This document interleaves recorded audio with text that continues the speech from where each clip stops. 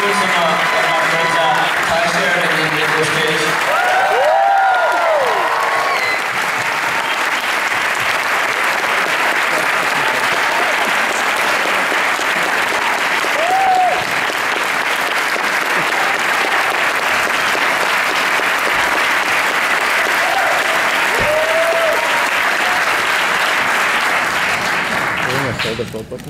What an extraordinary film.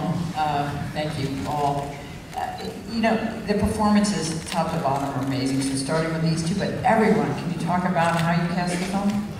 Yeah, you know, we had great actors, Nick and Ty joining us. Actually, I've been a fan of Nick my whole life. Grown up watching his films and just admired every genre that he's approached, every challenge that he's taken so boldly. And then Ty, who I first saw in Tree of Life, and then I was in the editing room on Mud and was seeing him kind of come into adolescence, and I was like, oh, let's take some steps into manhood with this movie.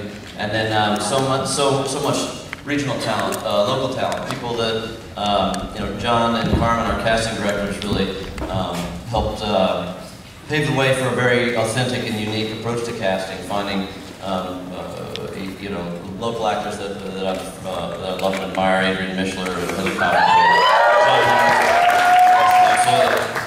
and so many. And then also looking in places where actors didn't know they didn't even know they were actors. They're just wonderful people, of Sam's Barbecue.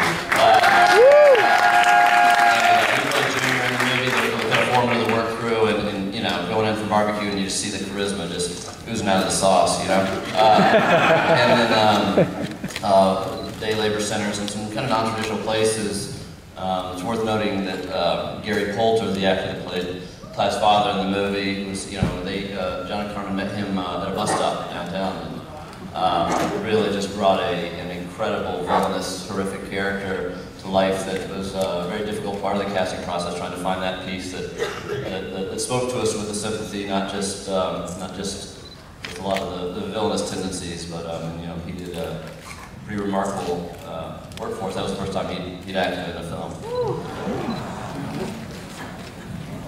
For both of you, the decision to be involved with this film, easy, hard, you want to talk about it?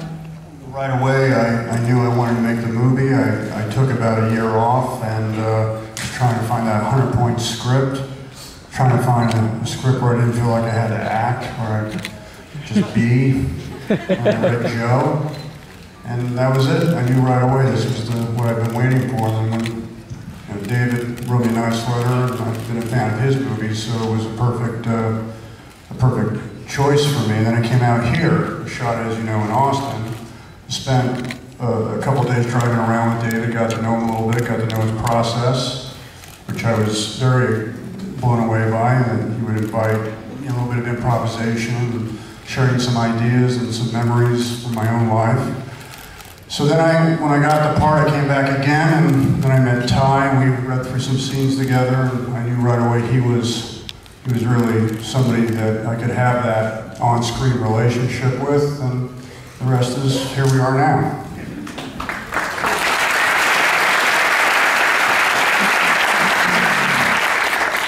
Yeah, I remember reading the script and I just thought, man, I want to be in that movie so bad. But you know, I did my first film when I was 11 years old, and then I did a film when I was 14. And then I didn't do anything else until this, and you know, I was just looking for that one that you can't say no to. Questions from the audience? Right in front. Yeah, I was just wondering how much of the cast were like just sort of professional actors, how much of the cast were just guys you just found downtown and said, hey, you want to be in the movie? The question is how much of our cast was professional and how much of it was just people we tapped on the shoulder and invited into our movie. You know, if I did my job right, you wouldn't know who's who. I've heard of this guy, Nicolas Cage, I've seen him a couple of times, you know. But hopefully the idea is that you know, it's a seamless process, and even the ones that, you know, my next door neighbor, AJ, plays the sheriff in the movie. So, you know, yeah. It's just cool part of my process is just like living life and seeing who says what and who has that look in their eye. And you know, I lean across the fence and talk to them and get a little advice from time to time from AJ. So I thought, who better to sit across the dining room table from Nick and have him talk shit? So.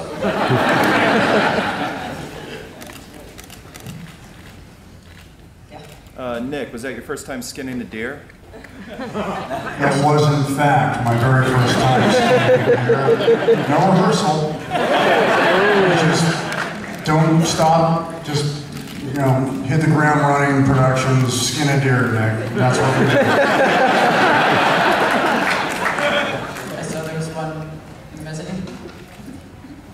Hey, do you have anyone that was in the movie that's here staying up?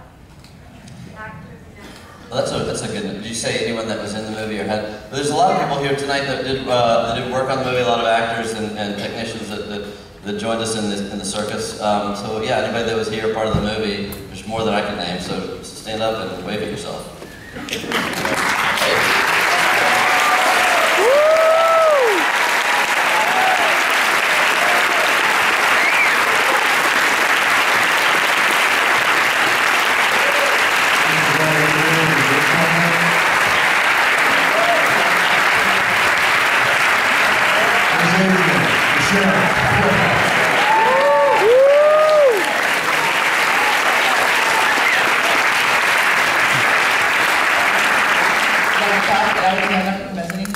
I most like working with those dogs. I think there can be some pretty intense fighting scenes. Is that difficult, or maybe work with dogs that capacity before?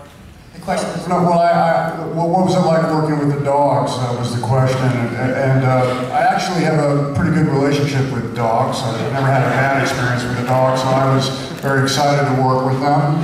He has an interesting story to tell about the fight sequence. Yeah, well, it's, you know, it's difficult. Obviously, you approach a dog fight sequence as ethically and humanely as possible, and so we just got two very playful dogs, and then added horrific sound effects. They were nice. Faith, the dog, Nick's dog, had never acted before. That was her debut. Yes. David, you said you read the story a long time ago, when it was 6 or 7. What was it then that made you want to make a movie of it, and why would you make that movie now? The question is, what was it about the story when I read the novel that appealed to me, and why now? You know, I'm just a big fan of Larry Brown's work, and his writing is so cinematic, as he said, and it just felt like a great, and even though these guys aren't related by blood, it's just a great father-son story, and that was something that was really important to me, to kind of find that mentor dynamic, and you know, and look to it in that way. And it's also at the same time that, you know, it works on the dramatic level as a novel, but it also works as a contemporary Western, as a tale of outlaws and redemption and things that I really like going to the movies for. Even watching it tonight, I was thinking, well, it dabbles in drama, it dabbles in action, it dabbles in horror, and I think all that was the first seeds when reading the book that really jumped out to me. And as far as now, you know, it's a difficult climate to make a movie like this. You know, we're really lucky to have Lionsgate and Roadside Attractions get this movie out there, because it's not, you know, your obvious blockbuster fanfare. It's something that deals with dark material, and I needed to be at a point in my career where I could deal with that subject matter confidently. And as much as that story has followed me through my career, it's now that I felt like I was at a pivot point where I could stand proud and make that responsibly. yes, you know? Yes, the woman who's going to, yeah. In the scene where you're on the boats and you're discussing the stance and the look, I was wondering if Nicolas could give us a live demonstration of that. A live demonstration of the anatomy of a cool face. It happened, I guess, like, wow, so I'm 50, so I was probably about 40 years ago, I saw a Marlboro Man commercial on TV, and the guy that was the star of the Marlboro Man commercial kept looking like that, you know, he had that squint and that smile. What is that? Is that the anatomy of the cool face? So how do you do that? And I was like, well, just, okay, make a face of pain and smile.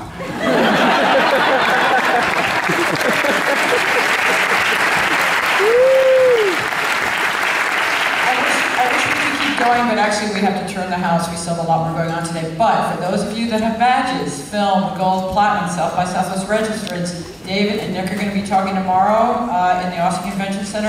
Actually, interactive can go too. 18 ABCD, 12:30 tomorrow, an hour conversation with them. So don't miss it. And the movie comes out April 11th.